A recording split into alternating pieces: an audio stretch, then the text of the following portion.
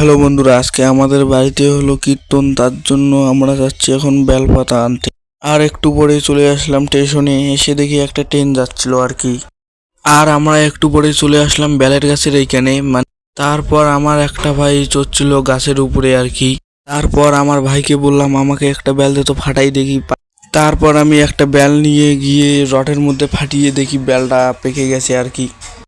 আর আমি একটু বেল খেতেই আমার জিভটা একদম শেষ হয়ে গেল। তারপর আমি একটা ভাইকে দিয়ে দিলাম বেলটা খাওয়ার জন্য, কিন্তু ও খাচ্ছিল ওর কোনো। আর একটু পরে আমাদের বেলপাত পাড়ানো শেষ। তারপর আমরা বেলপাতটা বেঁধে নিচ্ছিলাম আর কি। তারপর আমরা দেখতে পেলাম একটা তেঁতুলের গাছ আর কি, তার জন্য আমরা এখানে তেঁতুল পাচ্ছিলাম।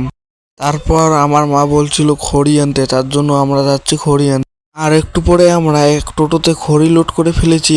আর বাড়িতে হচ্ছিল কীর্তন, আর এইদিকে হচ্ছিল এদের মারামারি। তো